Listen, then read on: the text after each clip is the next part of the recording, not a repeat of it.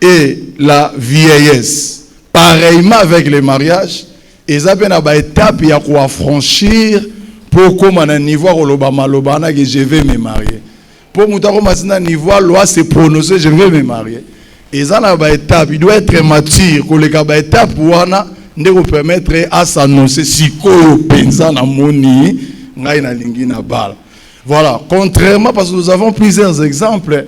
Na kasa mukilo to yebi ete au kanga lupango lingi mwasi au proposer faut que pas au kanga lupango au legawana au ngana lingaka te au batu balingaka mi ngana lingaka ngote au babenga oni eloko basala mikolo nini te terme mo bolo bakana kanga lupango te po kanga lupango au batu bazo salaka ba fête mikolo yo na moi introduction ya mibal ce qui prédote n'inga prédote c'était n'inga dos mba moto parce que prédote c'est ali ou télé babuzo bébé quand quelqu'un fait ça mo le rwanda de sa balle or balle non ta continuer buzo or na balité c'est pour ça na linga ngote prédote ngana ka contre prédote babenga ngo terme mo pas prédote wala le mot hein présentation sur biloane na linga ngote ezali ou télé topé source ya babuzo ba source ya ekobo. Parce que quand quelqu'un a une présentation pour lui, il se dit que et si ba yebinga, torosa na biso l'honneur torosa parce que si ba yebinga. Non. Pas ba yeba yo bien to kenene na d'autres pesika to kubianza ne salimaram. Et yo gagné. Voilà. Naza wana tapo to komi na étape fiançailles to komi wana nde to ba je vais me marier siko na bal. Avant comme je vais me marier, faut le gaba étape. Première étape pour moi, nous avons la passion. La passion, c'est le débit. Ça caractérise par une force attirance, une vision idéaliste du partenaire et une impression que l'autre est sans défaut. Deuxième point, nous avons la prise de conscience, entre parenthèses réalité. Ici, il y a la routine s'installe. La passion diminue et la réalité de la vie quotidienne apparaît. Les différences et les défauts du partenaire deviennent visibles. Ce qui n'a likolo kuna, tout le monde qui était na kati na passion occupé des fautes pour balingion balamon mais en la deuxième partie à prise de conscience, mutu afongwa mi amuta la réalité, au monde a remonté la romi goye ba défaut na ba défaut mutu ya bomba mais comme monana. Au troisième point, nous avons la lutte pour les pouvoirs, entre parenthèses révolte, souvent considérée comme la phase la plus critique. Elle est marquée par des conflits, la volonté d'imposer son point de vue et des doutes sur les choix du partenaire. Ici, Bamaba lebele koufaka na point O. A komi na ba 12 pour le partenaire, on soit tu vas avancer, soit tu vas avancer, na tchénasse. Point 4, la coopération entre parenthèses apprentissage. Nous sommes parmi les jeunes, vous comprenez, il faut qu'il y ait un bongo. Beaucoup de gens ont la jeunesse. La coopération entre parenthèses apprentissage. Les couples apprennent à gérer les différences, à communiquer mieux et à faire du compromis. Le mariage devient un partenariat de vie, c'est-à-dire objectif commun. Ou na ban carrière. Donc cela veut dire tant au sali qu'on a des défauts visibles et na trois aux olité imposé au mié baba e boloba bayo kayo na kat na a comme comprendre que tu coopérer tu vas reprendre à faire tout ça la route ensemble et longo na partenaire comme na partenariat ça tu mo en commun. 5 les retrouvailles entre parenthèses engagement. Donc après avoir traversé les tempêtes, les partenaires se choisissent à nouveau, en toute connaissance des causes. Ici, c'est l'acceptation de l'autre, tel qu'il est, avec ses qualités et ses défauts. Si on a un côté où on a dit non, on a dit awa, tant on a eu une étape pour un remundi masiko non, nandime quand même attendez ngazali. Attention on a l'arrêté nandim. Attention on a moi tantôt plutôt attention on a solo, nandime quand ngaza solo et puis solo. Acteur à film moi on doit le ranater quand même. Attention on a solo nandime quand. Attention on a beto qui ne passe nandime makamne nyos donc on peut avancer. Alors au point 6 pour terminer. c'est l'ouverture sur autrui, entre parenthèses, accomplissement.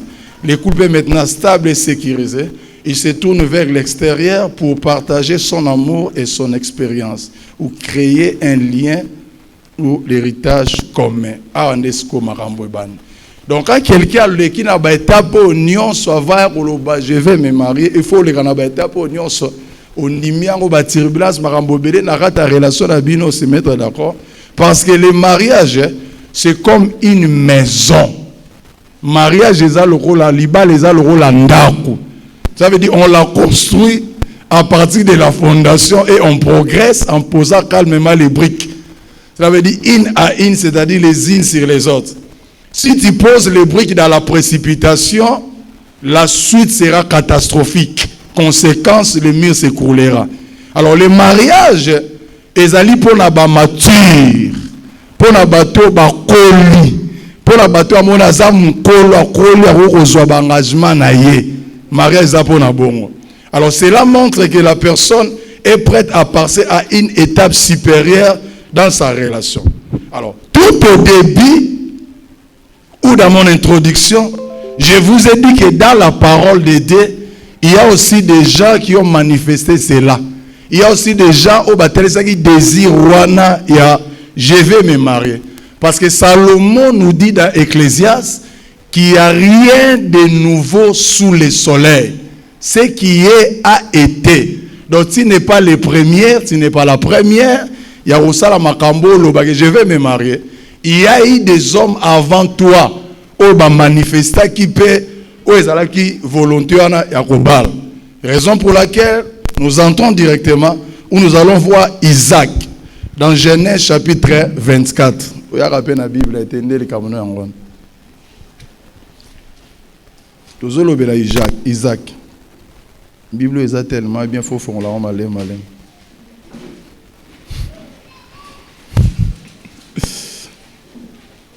Je disais Isaac.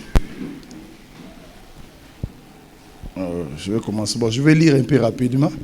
Abraham était vieux, avancé en âge, et l'Éternel avait béni Abraham et toutes choses. Abraham dit à son serviteur, les plus anciens de sa maison, intendant de tous ses biens, mais je t'ai pris ta main sous ma cuisse. Nous allons continuer. Et je te ferai jurer par l'Éternel, les dieux du ciel et les dieux de la terre, de ne pas prendre pour mon fils une femme parmi les filles des Cananéens, au milieu desquels j'habite, mais d'aller dans mon pays et dans ma patrie, prendre une femme pour mon fils Isaac. Le serviteur lui répondit, peut-être la femme ne vaudra-t-elle pas me suivre dans ce pays si je devrais mener ton fils dans le pays d'où tu es sorti? Abraham lui dit, garde-toi d'y mener mon fils. L'Éternel, le Dieu du ciel, qui m'a fait sortir de la maison de mon père et de ma patrie, qui m'a parlé et qui m'a juré en disant, je donnerai ce pays à ta postérité, lui-même enverra son ange devant toi, et c'est de là que tu prendras une femme pour mon fils. Si la femme ne veut pas te suivre, tu seras dégagé de ces serments que je te fais faire. Seulement, tu ne mèneras pas mon fils. Le serviteur mit sa main sur la cuisse d'Abraham, son Seigneur, et lui jura d'observer ces choses. Le serviteur prit 10 chameaux parmi... Bon, nous arrêtons par là. Ici, nous voyons, Abraham avait envoyé son serviteur, Eliezer, pour aller trouver une femme, chercher une femme pour son fils Isaac. Alors, le serviteur Eliezer avait posé la question à Abraham, là où je pars, moi, Moussika. Mais comment je vais savoir que cette femme-là, il y a moi si à Isaac? Montre-moi un signe. Parle-moi, oriente-moi. Parce que je vais trouver quand même beaucoup de femmes. Na roye bandeni que moi c'est Isaac ndeye. Ce que par la suite, dans le verset, vous verrez, Abraham a dit, et si vous avez un appui à maille, ou que mon a été bazotoka maille, yo au à la fille ou à maille. Et si la fille te donne de l'eau à boire, et puis à s'occuper na ba bœuf, na ba nyama, ou bisoto bokolaka, c'est celle-là. Nde o ezali moisi ya mwana na ngai Isaac. Na lingi o retenir pour ce chapitre l'orientation divine. Na premier point. Abraham, c'est l'image de Dieu. Eliezer de Damas, c'est l'image des serviteurs de Dieu. Isaac est l'image de l'homme. Rebecca, l'image de la femme. Est-ce que vous comprenez? Vous comprenez? Parce que la parole dit, dans 2 Chroniques chapitre 20, le verset 20, confiez-vous en l'Éternel, vous serez affermis, et en ses serviteurs, le prophète, vous ferez quoi? Vous réussirez. Donc cela veut dire, Eliezer de Damas, il faut là seulement la garantie. Non, et l'autre, il avait besoin de l'orientation. Azala orienté. C'est-à-dire quoi? Tu peux être orienté parce qu'aujourd'hui, Nzambe au monde a été. Toujours semble Nzambe par la foi Zali, mais Dieu se révèle à ses serviteurs. Il y a une raison pour laquelle, si tu veux chercher une femme, ou si tu veux que Baba la yolu comme mobile, cherche l'orientation de Dieu par le canal de son serviteur. Parce que Nzambe a quitté pour Talisa.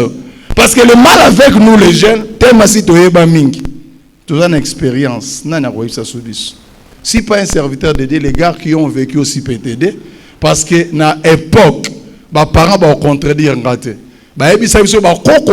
Ils avaient l'habitude de choisir pour nos parents basi barobal.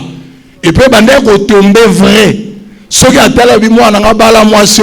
la plupart de ma bala ils sont stables. C'est la question, bonne question. Les parents vont prendre la biso pour être stable ou nous-mêmes tout prendre. Parce que la plupart, il y a des choix au biso de Zosala, mais sous c'est la stable. Nous vont commencer dans les bandeli, mais dans le cas de monde, babala naka me bakabwana. Mais au bakoko bancetre bapona, les lo bakoza ba maman babota biso, ils aba bapona ba papa na biso. Lucas conseille à Moussa Lanzam. Vous savez, l'orgueil humain ou le désir charnel peut te donner une femme, mais l'orientation divine te donnera une femme épouse. Car il y a une très grande différence entre une fille femme et une femme épouse. Pour ça, la base, si vous avez fille. À côté de la maman, mais la fille. Parce que dans la fille, on retrouve l'envie. On retrouve du copier-coller. On retrouve Nalia Lelo Buka Lelo Lamba Lelo. On retrouve Posa Bilamba. On retrouve avant d'arrêter. On retrouve Babylon Wado. Elle n'est pas assise. Elle la kimiate. Elle a mis une fois soi. Mais c'est la femme épouse. Elle fait asseoir.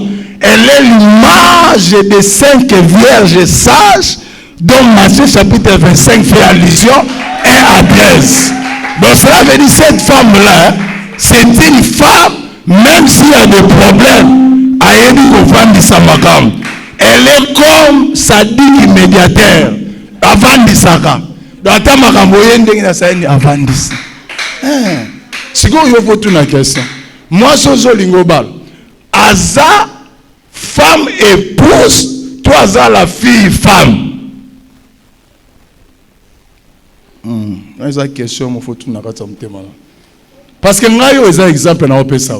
Ce n'est pas par orgueil, parce que nous sommes retrouvés quand même. Il faut tout mettre avec l'expérience vécue quand même. C'est l'expérience. Moi, je vivais en la permanence. Nous avons en la permanence. Par rapport à ce qui s'est passé dans ma vie, nous avons relaté. Je me suis retrouvé dans la permanence.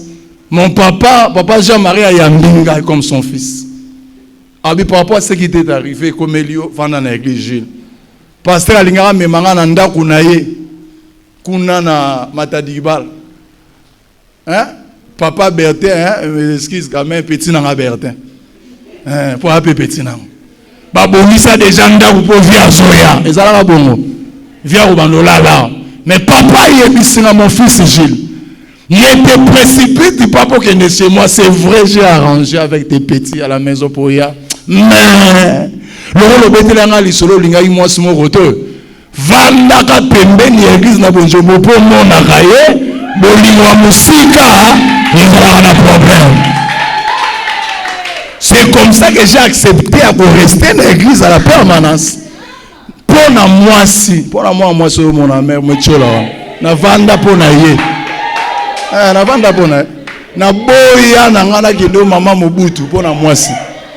Na boya na ngana kende matadi kibala pona mwasi ndikamba mwasi ko sarantende yo ndo sarant ngana ivanda na permanence pona ye alala na permanence pona ye na sala on pourquoi papa ayebi papa za mukolo tant on a ebiso likambu ya orientation na première position c'est très important, il faut être orienté. Tika biloko bikenda kendo sala presser nous orientation et puis cherche à accepter ba conseil ba pesa rayo. Pasteur a gagné nini soko orienté pour na libala na pour na bolamu na. Il va gagner quoi? Mutu loko ngauna na metsola nanga. So na conseiller pour na sio wapi.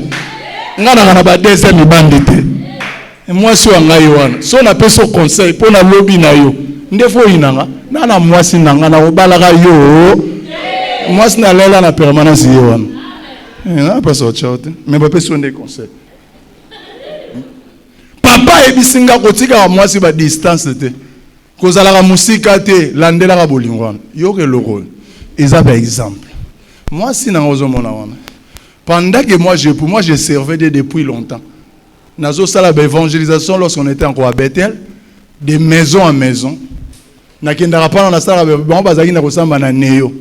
Na sala ka so boya église boya obino lobo sala raté bolim ça na flashé peka pour bo sala ngo soute ba benga wana ba souverain sacrificateur ino bo sala ngo bo tambola te pona nzanga na banda otambola et soit yo pour sala ndena zo kende mukolo muso ya kotoka mai ezaka lisolo ndezanga saka lokwa Rebeka na Isaac azotoka mai na source yebe la source.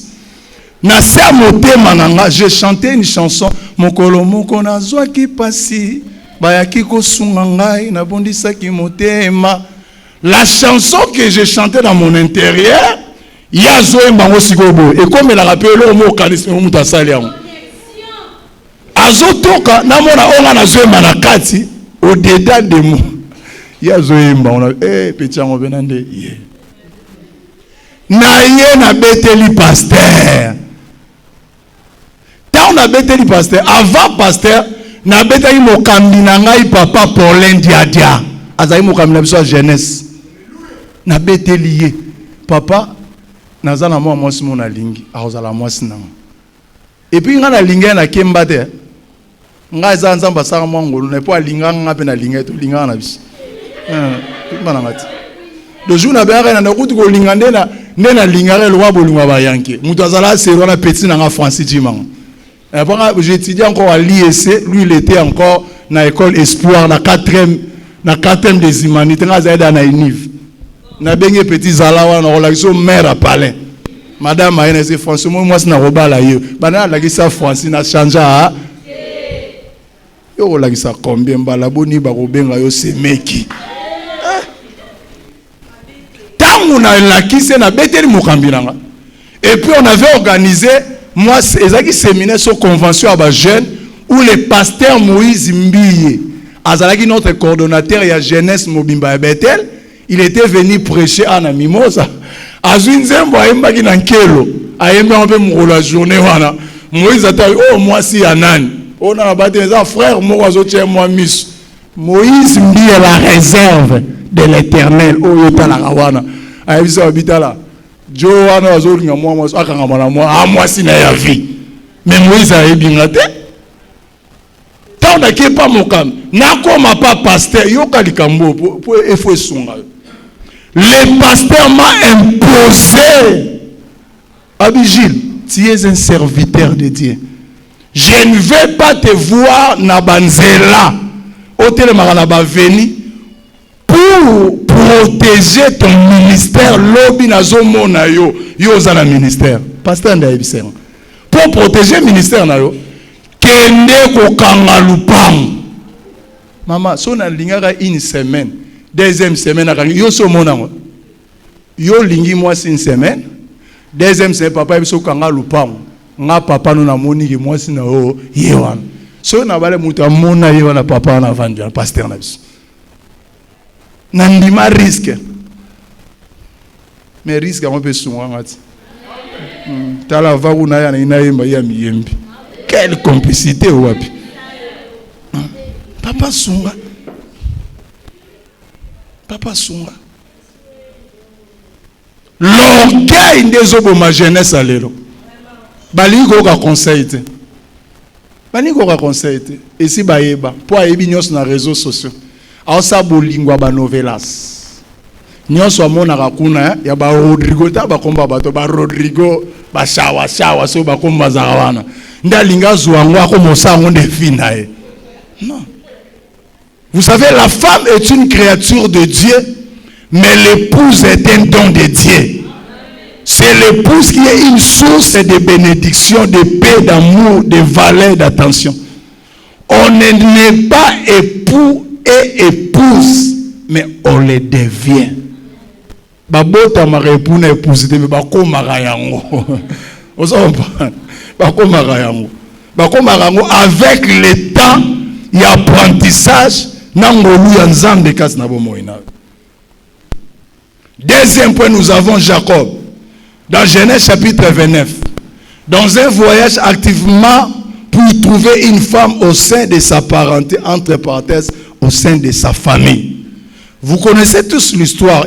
Ici, quand j'ai compris que pour je vais me marier, il y a plusieurs circonstances qui peuvent entrer en jeu pour permettre à la mouta au niveau que je vais me marier. Si pour l'autre, c'est là qui n'a pas ici dans Genèse 29, nous voyons quoi? Il était en train de fuir son frère Esaü par rapport à l'histoire et à gibier où son père devait bénir Esaü. Oh maman, papa. Depuis ce jour-là, en fuyant, il s'est retrouvé chez son oncle Laban. Abandi ko travail, abando travail, ça n'a pas ça pe abal. Alingi Rachel. Vous connaissez l'histoire. Ici, nous allons retenir quoi? Le travail dur. Biboso zaki orientation. Retient en autoroute. Awa, le travail. Papa, tu veux épouser? Au moins, moi, si. Travail. Orientation, zali me bosser. Bazo à moi, c'est na malobate. Bazo à moi, si t'es beau. Il y a un appel ça papa na biso raison. Des fois abilo musalo belaka biso. Yemo alo barabe tangu na bandaka. Ezaka mesoke lumbi solo nde bozongela kanga. Notre papa toke na bureau na olingolo banabali. Azana question ali boso tu na rabiso. Tu as fait quelles études? Oza niveau ni. Yo soko yebise ba petit na ngai. Tanga na no classe zwa diplôme po to yebite lobi. Biso nyonso alobela biso ngo. Dans ma classe, Silissa. Papa qui est plus loin de ses prédications à l'obéni. Si par exemple dans des études au Komano Musikate, mais yekola ta musala mo yekola ngo penza bien pour nanzela musala ko la garantie à libala na. Moi c'est ça katuku bianza. Ote na lotaki loleko balobi na tunaki. Te na lotaki te sala mosala. La personne qui veut te marier là, elle fait quoi dans la vie? Yoko tika laka otalaka po ozomone boy. Asalaka ni. Soki lelo acheo na ndako. Ako nuru yo ndengeni. ndeko nanga mobali ko se contenter te na babiloko ba Western Union ou Allemagne yaya mukolo mususu ko de ko yate connexion kimi osuka. Apprends quelque chose. Moi je vivais à la permanence. Papa conseilla Gilles, il faut le consal. Ah zambe sunganga. J'ai bossé dur pour nazo maman nos monde. Na kesa la ki journalier na balima parce que na prometa ki libala. Tala métro la ndenga za. Métro la za ba pièce moko, il faut y la remo mafuta wanda te ba Côte d'Ivoire, zo se rappelle ba Côte d'Ivoire. Eh soit ya Côte d'Ivoire. Ba maputa. Nazo la ye mais j'épargnais. Dans la vie, il faut apprendre la gestion comme Joseph. Nous avons 14 ans.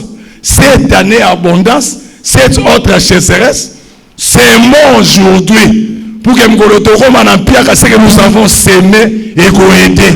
On me payé à cette époque-là 53 000 francs. Qu'est-ce que j'ai fait? Les 30 000 j'ai épargné. Les 23 000 pour la benda beauté. Pour la yébezate que son aligné n'a pas sa promesse. Il y avait un frère qui priait chez nous parmi Bakambia Kalana Bethel. Bazaki na moi na Bethel avait tout sur du solo. Bazaki na moi ba problème na fiancé na. Fiancé aboira mobile ni akendaka Angola. Akanga na frère wana. Frère wana linga kozongisa sona mambonzambe. L'œuvre de Dieu. D'abord, il y a un personne qui pasteur qui a dit 50 francs, pasteur a dit. Mais bah ouais les likamuna moi si, na ke oyo ba likambango ni yo moi si papa. Mutonga ko bala nga bilo azo sanga yango. Na mafuta 1000 francs na sengi azoloba, il faut c'est ma volonté ya Nzambe. Papa. Na mafuta 1000 francs. Frère, change. Ce qui est à 1000 fois, c'est la volonté d'Anzam. Et bon, il y a Sala Moussala. Tala Sala Moussala. Pour que Jacob arrive à trouver que Zoua Rachel a Salaki 14 ans. Voilà, mon monsieur a vendu le bio aux erreurs. Parce qu'il avait travaillé 7 ans au lieu de donner Rachel, va passer Léa. A gagné l'oncle. N'est-ce pas pour Rachel que j'ai travaillé pendant 7 ans? Au lieu de me donner à toi, tu me donnes l'air. Si tu veux avoir Rachel, travaille encore. C'est que 7 choses à Rachel. Il a travaillé. Dans ma classe, ta vie, Zalana courage. Kokima na wana ndengo yake ko aboutir na mariage na. Nous retenons le courage de travailler. Si tu veux, il faut travailler dur. Même si tu n'as pas encore du travail, hein, il faut manifester cette volonté-là de chercher. Ne te confie pas aux autres. Hein. Toi, tu as toujours des projets non réalisables. Nako. Toi, on a posé ça à côté. Tu as posé ça à Salande. Si tu appuies toujours dans la relation, na ina bisa mutumo le lobo yoka conseil. Ezala noko na yo. Ezala mutumo ko promettre yo. On ezala na roba le lo mwasi. Na ina ebiso vérité. Po bala mwasi bosé di yo mo robala. Omoni mwasi na ngamuto wa rotiela ngamuno wate. Na mona makambo na kanga lupango. Epa ya na ye. Nous avons des bases en tata pour tout le monde à côté de Bosawa. Il y aura des côté de l'aéroport. Tous aura moto basé loin côté wana courir à la raté. Papa, nous sommes arrivés là-bas de côté monsieur la pembe grand chor ya famille wana. Oh yoka. Avant to kende lobby na lali na prier. Nzamba zo sangani. Abi prend $50 tcha na poche no akatikati. Je ne comprenais pas pourquoi nous avons besoin de Sangabon. Tu as 5, ben si c'est 3 fois dans on a la mouki, na tu 50, na qu'est-ce être ok. Nous avons un zamba préparé orienté. Je suis arrivé là-bas. Yemba moi. Papa bonjour. Yora. Na bambala, parce que moi va lober le mot. Oh nan. Habité oh on est fiancé na yo. azala ki kanga lupango wapi kuna ngana yebi kutu couple wana te bongo azoya kanga lupango tango na moni azolo babo directement je comprends le message que dit na côté ici le botan azolo babo na bambi na mesa na kangi lupango ndi papa talinga yo oza na mulimo hein oyo et moi ça c'est azamo sali anzam yangoko il a compris avant la coma il voulait me maudire arrêter malédiction ndé mamna biso efongwama puisque na bandai retravailler na sala nini na bombaka. Troisième point, nous avons Samson dans Juge chapitre 14 le verset 2. Il a exprimé explicitement, c'est-à-dire d'une manière claire, il a exprimé clairement le désir à ses parents en disant: j'ai vu une fille, Yokanias, j'ai vu une fille, prenez-la moi pour femme.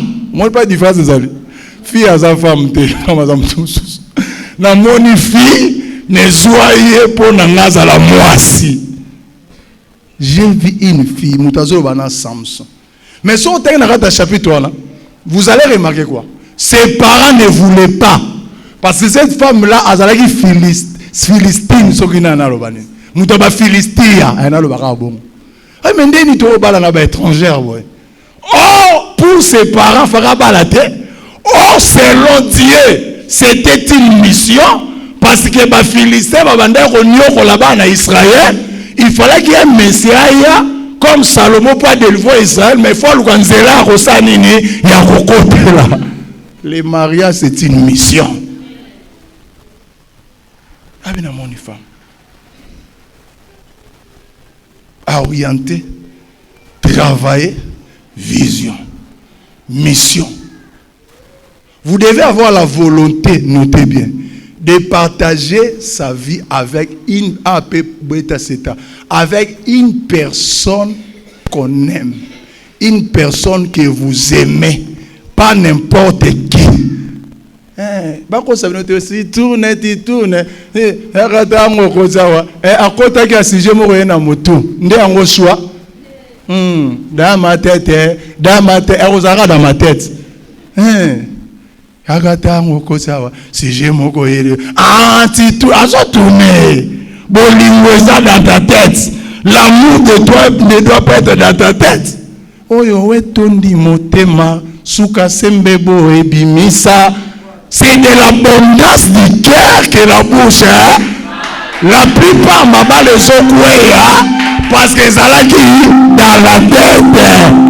Et bien, retourner. Et ça y est dans mon thème. Pour outil dans mon thème, il y a un vendu ça. Dans ma tête, dans mon cœur. Dans mon cœur. Mais aux hommes, parce que tu peux aimer dans ta tête. Mais ça, quand il choisit l'engue ou abisukal, il y a un choisit l'engue. Batasu il choisit l'engue. Dans ta tête, il y a apparence. Dans ta tête, il y a illusion. Ce qui est commun de choix. Tala, balinga dans ta tête ou bien dans mon thème. Tala tika. Dans mon cœur, ça tourne dans mon cœur. Des fois, il faut avoir le temps de réflexion personnelle pour affiner son choix. Dans ta tête, travaille sa réflexion avant ça la joie.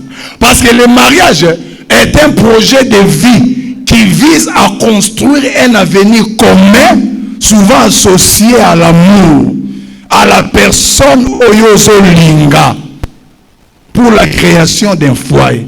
Ce qui moutuyo anazu na libal, Olinga kayete, Olingele pour na ba moyen, pour na ba biloko na ye, muba libal ane ke na musikate. Raison pour laquelle, étant qu'enfant de Dieu, nous devons demander la volonté de Dieu. Nous devons solliciter son intervention.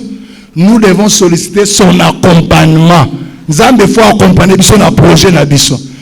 pendant que nazoloba un peu déjà réfléchir kolinga pona mawate kolinga te pour que la frère wana mawa kolinga te pour que la ndeko mwasi mawa balingaka pona mawate wako sala foswa kolinga te pa abetaka style américain ya mukolo bilambe kosilo kosuka wapi kolinga te de longues jambes ya limbisanga oza sagesse to loba to solo moni mwasi ya yokanga be fungola matoi landanga be est-ce que vous landa yoka sagesse moi ça za le roi soso nkelele na soso mboka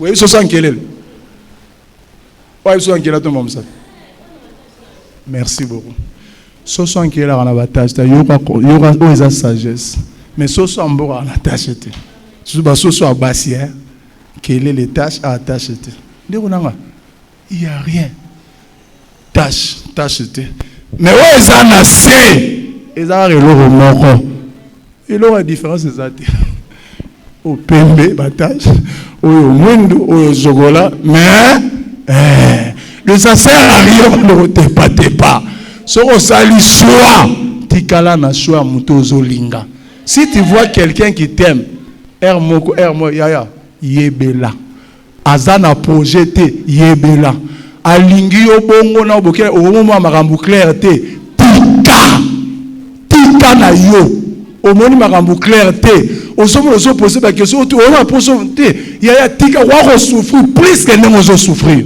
est-ce que je parle à quelqu'un tika na o te monika ndeto bandaki na ye so na tiki e bo so tiki tango yo zaka na zaka ça pour nous construire un avenir souvent associé à l'amour, à la personne que nous aimons, pour la création d'un foyer. Raison pour laquelle il faut consulter un accompagnement. Tu peux être attiré par sa beauté, par ses avoirs, mais pour nous, comme à un niveau rolingo zoyeux, vandissé nanda, officialiser ma cambo. Je dois être en réflexion pour conclure. Dans 1 Corinthiens chapitre 7, s'il y a quelqu'un qui peut nous lire ça, parce que nous sommes tous aussi sawana pour tout clôturer, faire quelque chose. 1 Corinthiens chapitre 7. Au bandiwa. Tout faire participer de 1 Corinthiens chapitre 7, bandara na 1 oui frère Bertin.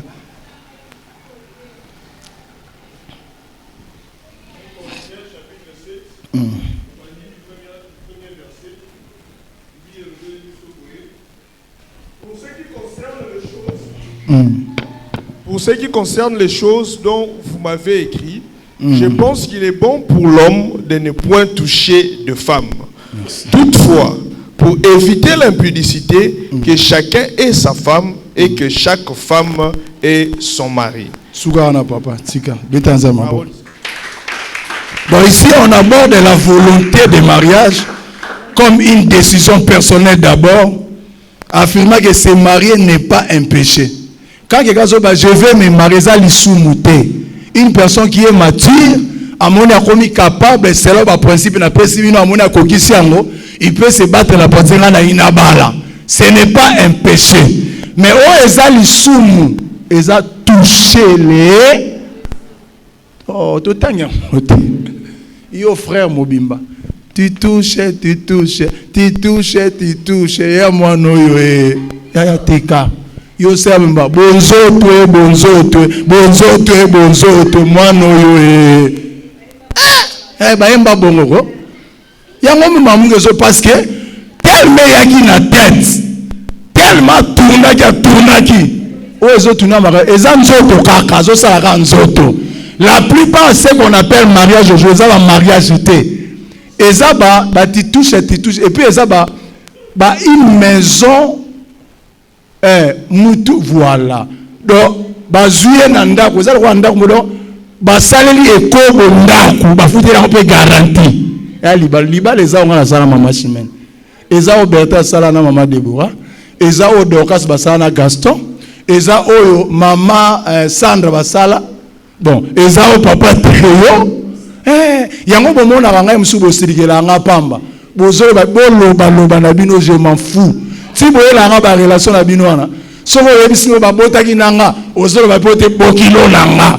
Au benge bokilo koma yo babala yo muto babali na za na droit koloba ke bokilo na ye oh yo sali makambo ya kombi batindiki yo na kombi bokei nde obenge bokilo ata na soni te changeons pour te nzamba sunga yo faut obenge lo na place nango ote mobile nanga te copain kutu te benga ezela zanani nzonzingi nanga ya botika bilo mususu ba let's obe oh benga mbala mobile te aventure abali wapi moi je vais me battre la poitrine na lo ba na maman na bokilo na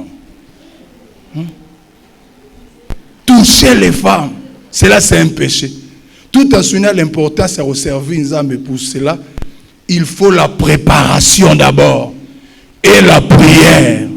Donc on encourage qu'avant la recherche il faut passer par la prière, la sagesse, plutôt que de se laisser guider uniquement sur la pression sociale ou des motifs superficiels. Parce que le mariage dans la Bible est considéré comme une alliance sacrée et est un don de Dieu. Ils ont nécessité souvent une démarche active et une recherche de sa volonté. Et au premier point, il faut d'abord te définir un objectif clair. Deuxième point, il faut ça la préparation. Troisième point, il faut avoir un témoignage ya muto pozo linga obala. C'est très important. Oh, surtout place de témoignage. Ezala mutuya. Kastan Eliezer aloba ikuneza ka témoignage. Bongo te ya. Yo tuna raté. Bituna buna. O balobaka mopaya zoba. Ma ekufela mbwa inda sa nini? Yo zo tuna kota l'apparence te. Kota la mbelissima te. Kota la nyoso zo tala te. Sala nini tuna. Toza ko so aba jeune. Tam so za ne kale son pete. Qu'est-ce que tu as dit, jeune? Bilo wana on le tolo bat. Oh le baba na kukunga na belisi on. Deux so na moson. Tam so za ne kale son pete. Tam so za ne vie zoro.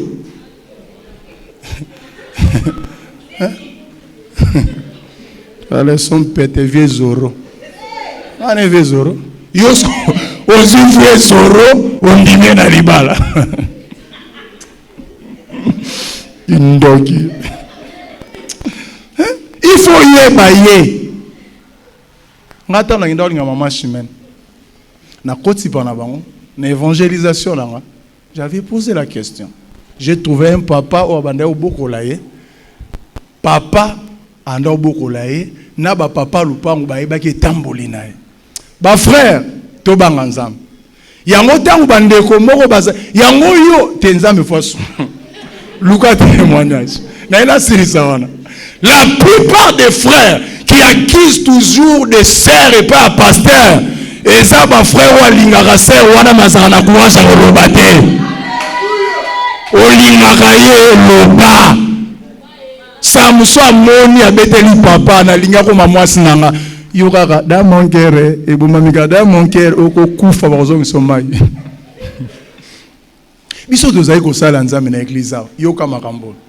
C'est vrai que papa terre sur la grâce attire. Quand quelqu'un passe toujours devant des côtés et attire un peu batu. Nabi malana serviteur wana nazanangana mais papa le bika la grâce attire, la grâce elle est trompeuse mais la grâce enseigne aussi. Na linga moi na bombela ete. Na betre ndena na église ezala moi si moi lubanga na fiancé mais na linga ya tate. Apanzanga sango ponga mungai et choisir l'engio wapi.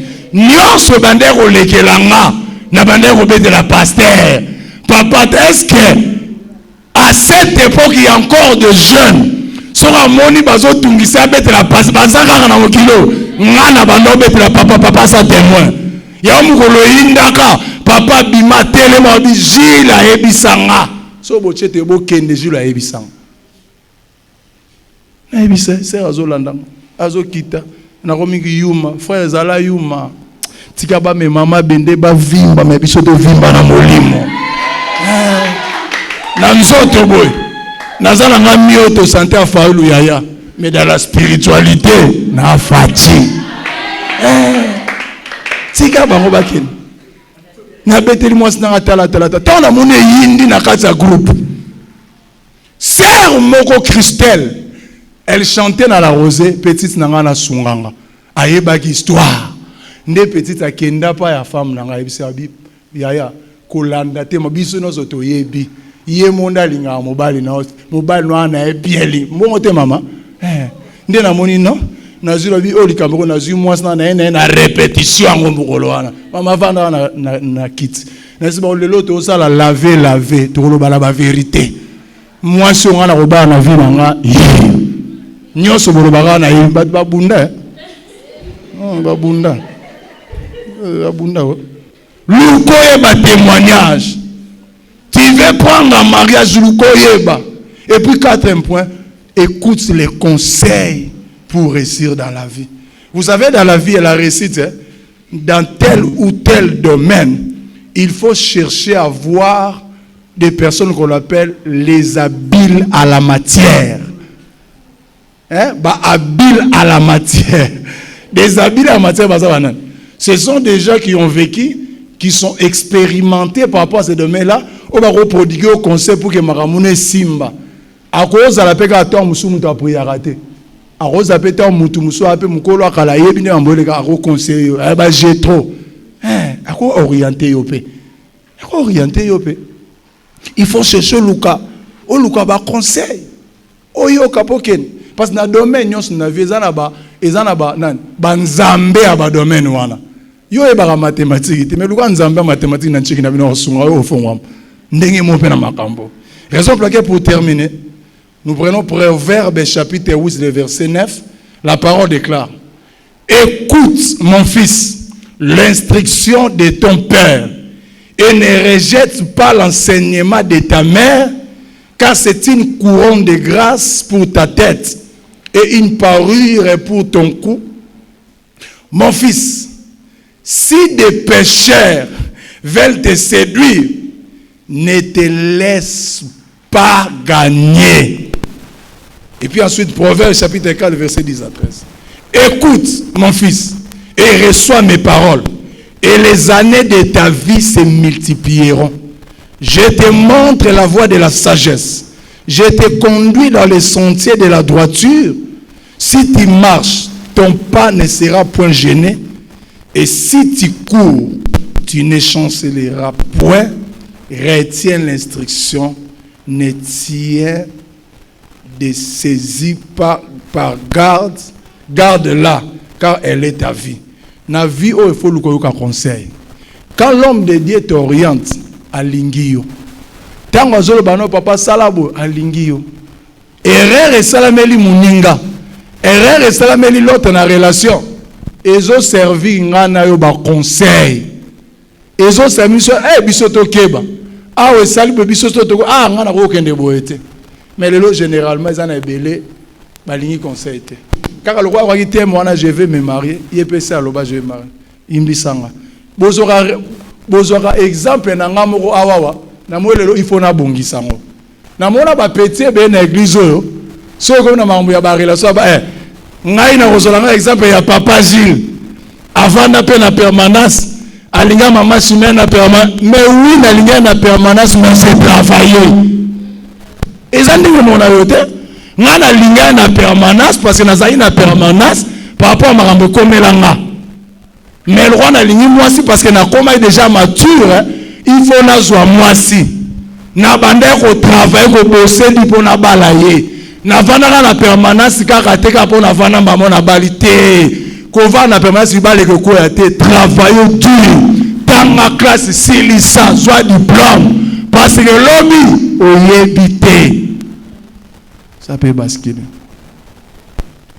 wa zana moto ya koyoka wa zana motema ya kobomba wa zana makasa kosala na suki wana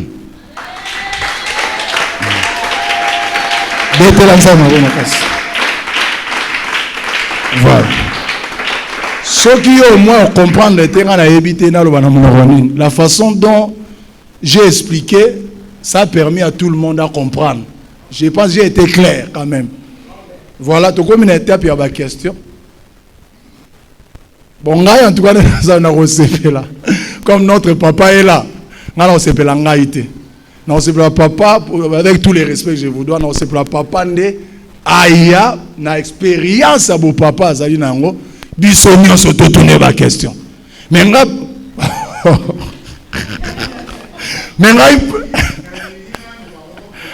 ah, voilà. Oui. Ah. Oui, oui.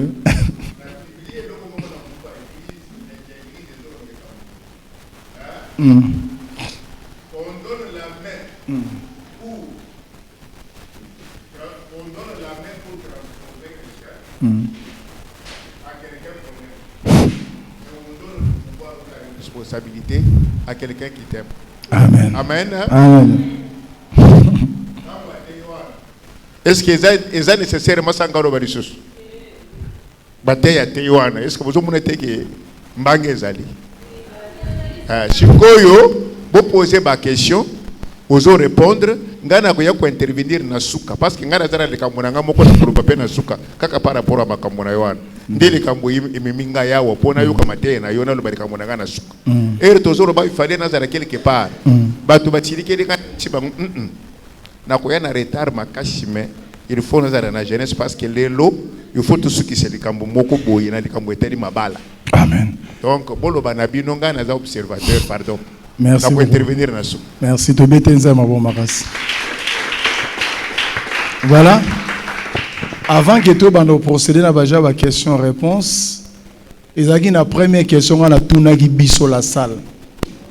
Là où j'ai parlé, c'est l'histoire d'Isaac avec son père avait envoyé les airs. Je pense que c'était ça. On a le nos parents à l'époque, ils choisissaient pour nous Bassi Boenaboy. Mais tout le monde a papa bando pone là-bas tout bas si topé mibali ya robala ba mariage d'abord ezaki stable boyo kanga bien mais biso ba pesi biso libre arbitre romi pone là nous avons na mingi ya biso ezo ko aboutir te mais ya bango ezo aboutir. Comme ma question est celle-ci, est-ce que tozonga na système wana ba pone la biso po tozwa to vana na stabilité to biso moko to pona moko pepoto quoi? Question.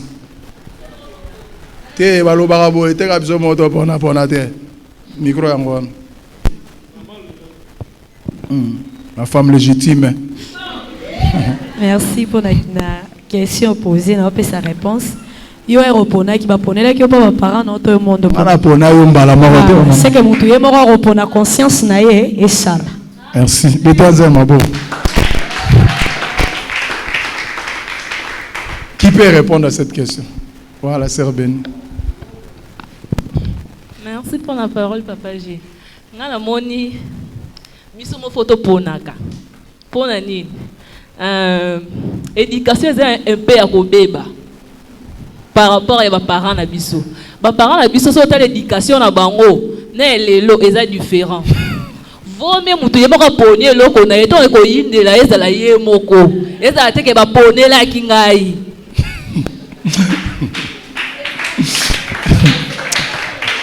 Na bakiselo wana tena tika wana mais lo mo lobi simbi mo tena fongola ki mo miss éducation eza ya ko Yesu ye moko.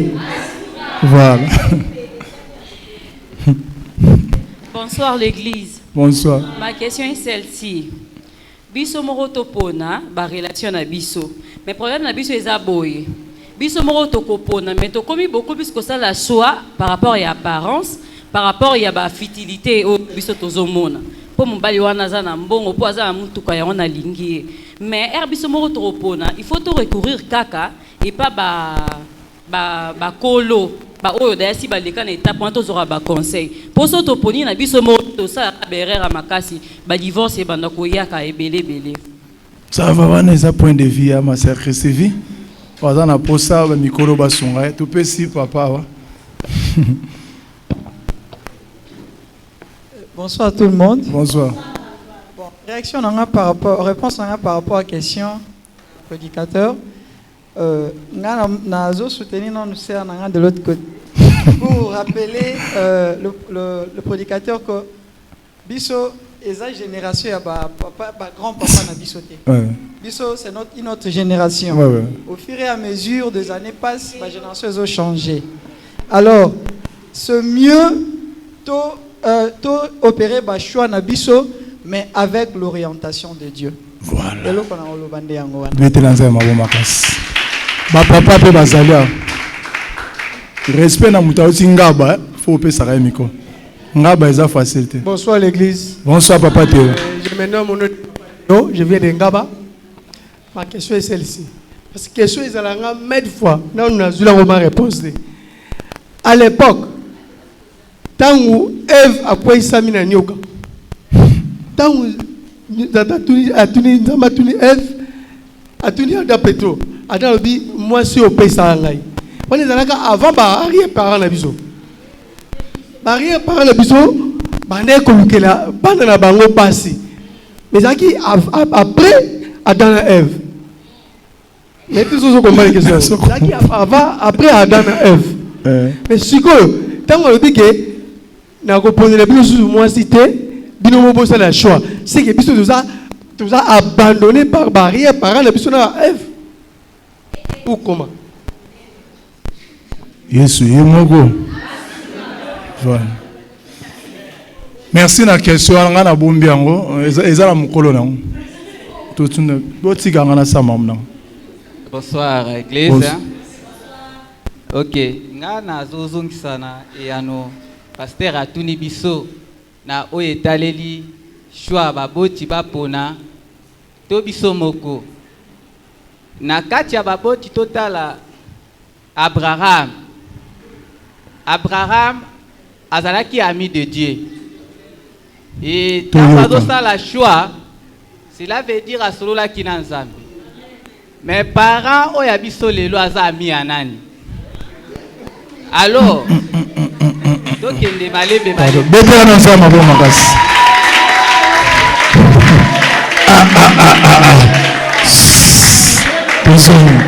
En tout cas, Zambaba Molofa. Bandera. Ça tourne dans ma tête. Voilà. Merci beaucoup na kobunga idée mukie. Alors, moi les na ba parents na biso ya lelo. Spiritualité soki ezate. Akoki ko salela mwana PRR, akoki pe kobungisa mwana na erreur. Et sengeli paroi ko salela mwana choix. Atuna Nzambe ya mibale. Abraham a se référé na tribu. A se référé na tribu alongoli na vie na tindi na mboka na ye. Kuna na mboka tango akendaki sukali wapi. Kutaki oyelekaki. Orientation ya malamu. Alors nga tango na rotinda tango mususu na poleli mwana nanga a cause ya misu me ya mutute ya molimo pete. Na bloqué moi moké place wana.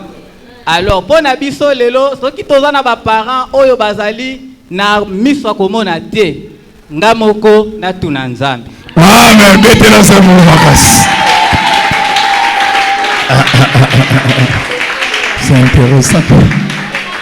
Mais ma sœur peut pas le barater. C'est ça la sœur Esther. Sœur Esther Tim. Nan. Un papa Théo, respect na mutu anga ba pesa ka mwa mingi. Ko utanga ba eza facilité.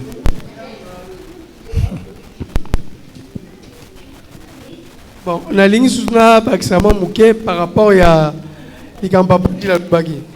Ngana zappé exemple à donner pour le mariage. C'est aussi important pour te partager en famille. Quand je grandissais, bon, j'étais vraiment l'enfant le plus aimé de mon papa. Personnellement, il était aussi pasteur. J'étais vraiment l'enfant le plus aimé. Je suis jumeau. Je me demandais toujours, parce que j'étais vraiment aimé par mon papa, mais négligé par mes frères et soeurs. J'ai grandi comme ça.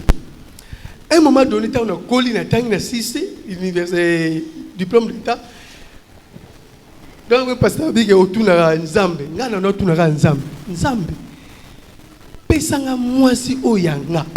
on a koko bala na facilité nyos quand nous ozwa maman ni na facilité nga moi sinanga na facilité na sala mariage ya fiançailles il y a 6 mois 6 mois là on a 13e année de mariage to beba na tête comme mariage il y a 6 mois fiançailles donc tout n'est pas ensemble tout n'est pas ensemble pesanga ya ngamo sina olingi na pete la linga mo sina ngana nzela na pete apoya te asala matata te 6 mois de mariage on est 13 ans il faut toujours consulter Nzambe avant ça la choix. Et puis frère betano za maboko et là au monde a sepeli nae à peu près maramonae o alobi wana na facilité et là on va concorder hein biso beto wana 13 ans même eh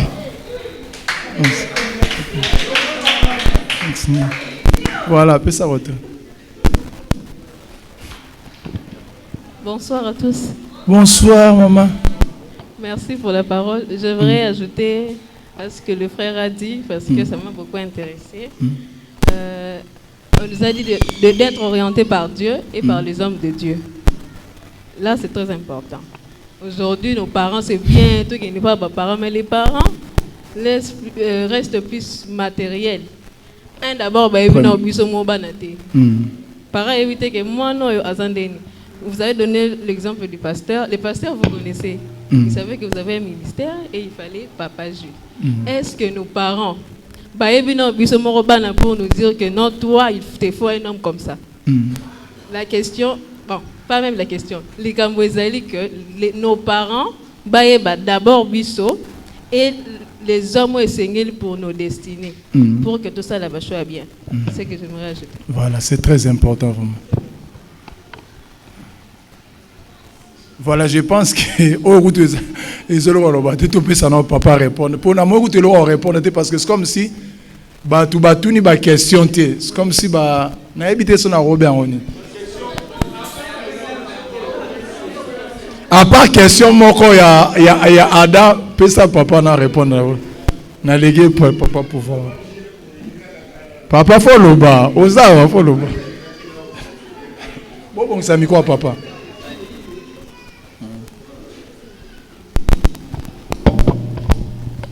Amen. Amen. Nazingi na tunaboy.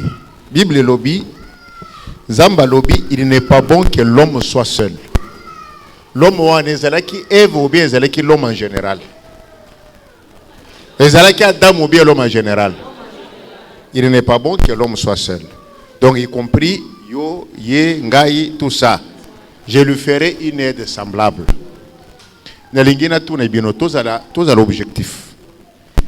Beaucoup de collègues sont versé oyo Nzamba lobaki na Adam que moi chifo balaye oyo. Hein? Mais dès que vous avez Nzamba pesi Adam washi. Parce que Nzamba lobi il n'est pas bon que l'homme soit seul. Je lui ferai une aide semblable. L'homme, c'est-à-dire l'homme en général. Bible lobi Adam lali pongi, Nzamba sali Ève. Adam ayi azaraki te basali Ève, ayibi kutu tendengeni ni basali Ève. Il est vrai que Adam la muki amoni Nzambe na ekela mu moko boyi. Est-ce que Bible lobi ke Nzamba lobaki phrase moko ata moko pa Adam? Adam la muki amoni ekela mu moko boyi na pembeni ya Nzambe. Ezana Nzambe. Oya bandi kolobe ezali Nzambe ou bien eza Adam? Amen. Amen. En tout cas, peut-être je vais vous prendre. Hein? Depuis que Adam a accusé Dieu, chaque homme est responsable de son choix pour sa femme. Ça va vous surprendre. Parce que Dieu nous a donné le libre arbitre.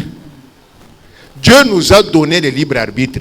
Zambé a changé Kabalo en ayété. Zamba je mets devant vous la vie. Tu choisis la vie, tu vis. Tu choisis la mort, tu meurs. Ce qui je mets devant vous la vie et la mort. La vie et la mort, on a trouvé là, on a katine, yanini, yari lobanaï. Vrai ou faux? Alors, Zambo ya lobi que je mets devant vous la vie et la mort. Zambo ya pesi biso liberté que à partir ya liloba na ye toyebi biso tozana libre arbitre. Vous reconnaissez quand même que Dieu nous a donné le libre arbitre. Biso tozana libre arbitre ya ko choisir makambo nyonso na mokili selon notre libre arbitre. En nous basant sur liloba na ye. Et comment vous voulez dire que ceux qui makambo nyonso mokili Zamba pesi biso libre arbitre que biso moko topona à partir ya ko se baser liloba na ye pona moi si eza libre arbitre il faut ya pesa yo. Oh, on a dérangé ma camboue. C'est-à-dire que la parole de Dieu, de Genèse à Apocalypse, et c'est tout ma camboue. Seule la parole de Dieu, le silence de Dieu, j'ai déjà prêché ça sur ci. Le silence de Dieu est qu'il nous a déjà tout donné dans sa parole. Maintenant, il t'appartient à toi, par ton libre arbitre, d'oser. Quand tu oses, en le mettant avant toute chose, or, commettre un zamba avant toute chose, en osant, en le mettant avant toute chose, en le mettant avant toute chose, Dieu va imposer que au bas la moitié. Pour se comprendre. Ce qu'on a osé dengue, c'est là que je félicite le fils ici qu'il a dit. Il faut être spirituel. Yomoko d'abord mutozo ba les spirituel. Tata oyozo concilité azala spirituel. C'est à ce moment-là que libre arbitre et qu'on se décider selon volonté ensemble. La vie. Pour décider selon mon unité. Tu sais comprendre, hein? Mais toye baboy. Bible les a compliqués. Bible est lobby. Que votre haute connaissance ne soit pas une occasion de chute pour le faible. Tata no amopagano oui. Vraiment yoko banda penza makambwali bala nyonso silisio bi mopagano na kutuni yeli kambute sans que o salata semblant ya ko concilité ye. Wana zoluka kindoki wo ya lobi wana.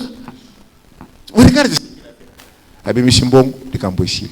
Moi je crois que ce que aux hommes Christ considère que je suis devant ma Christ, bazane loba yanzam olingyo bala, il ne faut pas pémbéniser papa de très loin pour azam pagano na maman.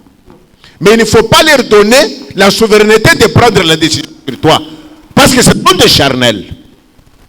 Il faut les intéresser, les préparer sérieusement. Hein?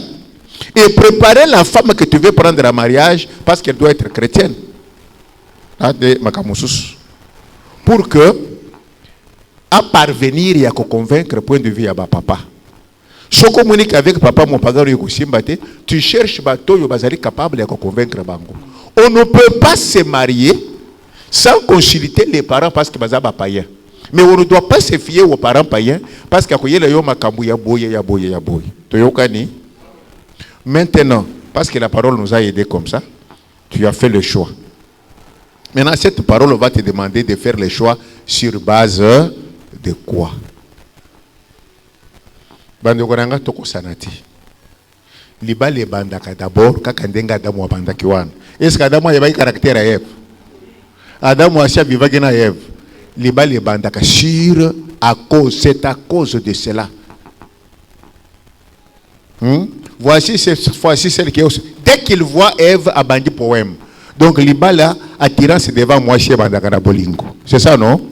C'est le physique qui intéresse. Mais attention, c'est là que la génération actuelle tombe. Vous vous basez seulement sur le physique.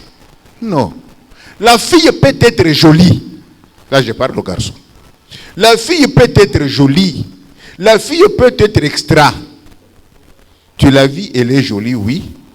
Tu l'approches, elle t'accepte, oui. C'est pourquoi elle est là. Et la coutume et l'église dit, le fiançailles est une période où tout peut avancer ou bien tout peut se casser. Maintenant, tu dois étudier est-ce que cette fille que je veux prendre en mariage, par mon caractère, nous pouvons être ensemble. La fille aussi. Les garçons peuvent être beaux, oui. Il peut avoir de l'argent, oui. Il peut avoir une belle famille, oui. Il peut être tout. Mais est-ce que par son caractère, par sa façon d'être, je peux être avec cette fille en mariage? Ça, c'est la question. Ce qu'on me dit que moi, mon a un caractère bien, à quoi se prendre en charge parce que papa Gilles a tel ici en gros. Il faut considérer le frère Rouen pour avoir ton ensemble. Pour moi, dans mon bali, Azara capable, il y a en charge. Oh non, Zamba Kosunga. Azam Mosali en Zamba. Si moi, avant 5 ans, j'étais seulement pasteur de l'hôtel de parfum, mes enfants ne pouvaient pas étudier à l'université. Il faut une salle. Tous les pasteurs que vous voyez avec des grandes églises là, vous croyez que le pasteur va vivre dans l'église? Je vous informe que Mouto Mwashilo, c'est un grand homme d'affaires au Congo ici. Il a des hôpitaux, il a des ceci, cela. Et vu que Mouko, c'est un grand vendeur de véhicules. Si vous allez, Marcelo, c'est un grand commerçant. Chacun, voilà, il fait même le diamant.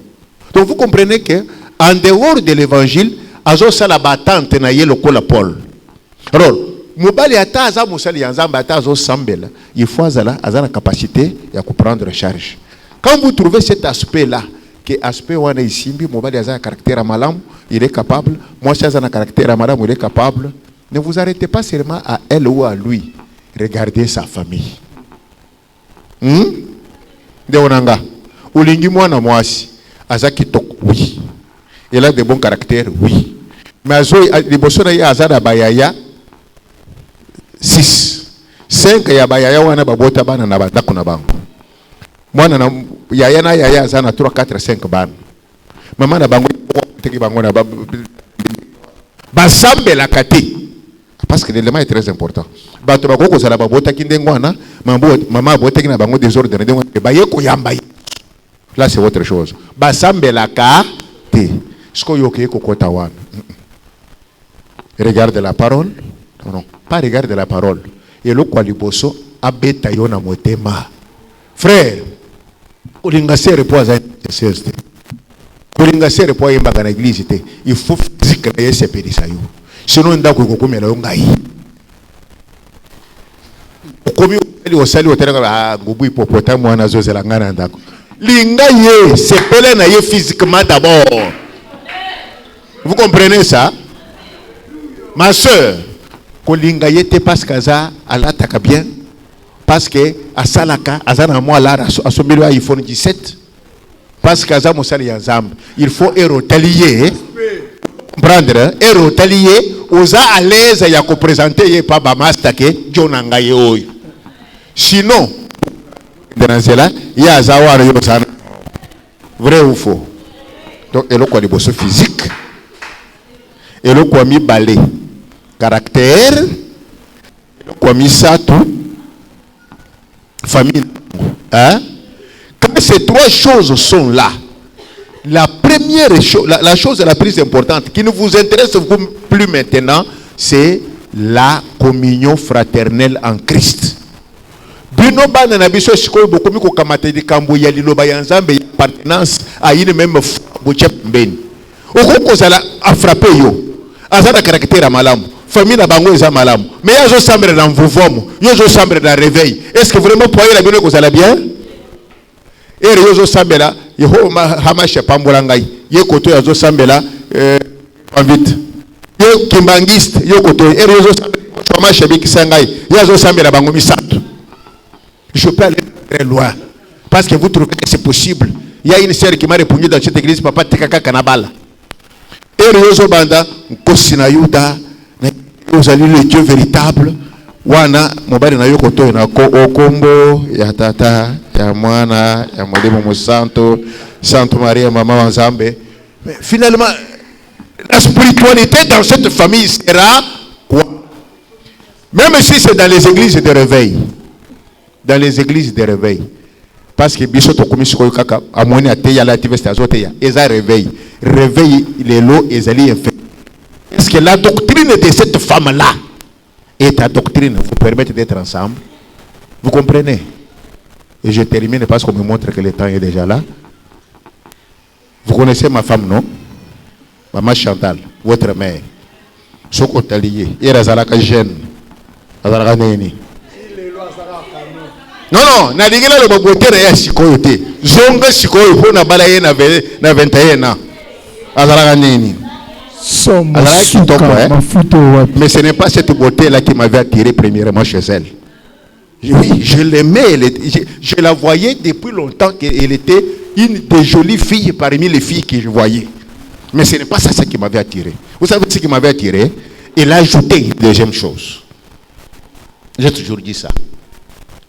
Maman Chantal a étudié dans l'école où moi j'étais professeur. Pour ne pas vous dire, elle fut mon élève. Nous arrivons à la fin de l'année. Les professeurs jeunes que nous étions, j'étais trop jeune à ce moment-là, avaient l'habitude de courir derrière les filles. Alors il y avait des filles qui donnaient leur corps pour des points.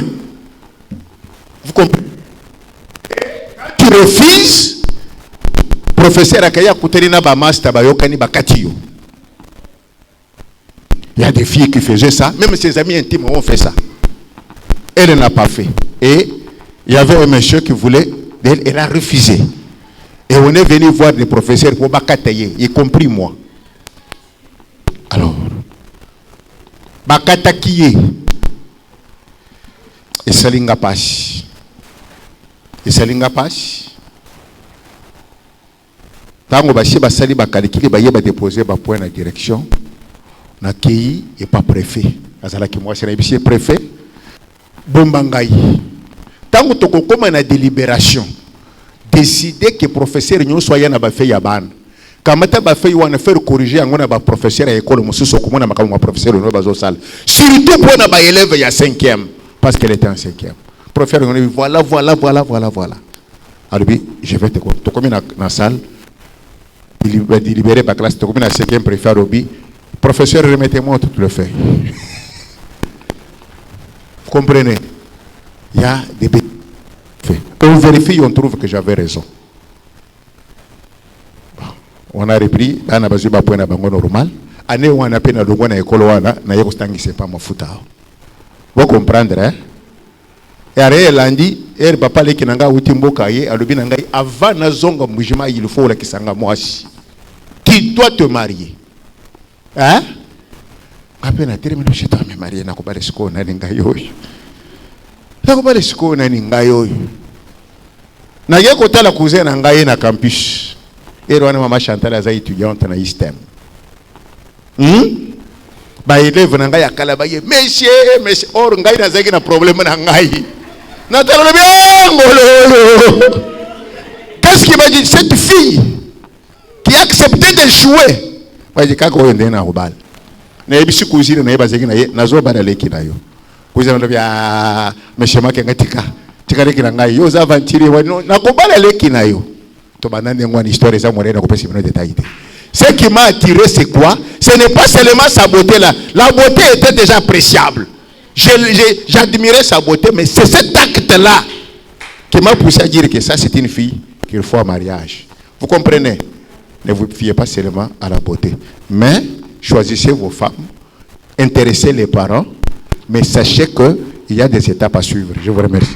Voilà, applaudissons pour le roi de roi. Betela Zambé Maboko Makasi. Betela Zambé Maboko Makasi. Voilà. Zamba. Je veux me marier. Nalingina Bala. Ah, Nalingina Bala. Voilà, nous allons prier par rapport à tout ce que nous avons écouté.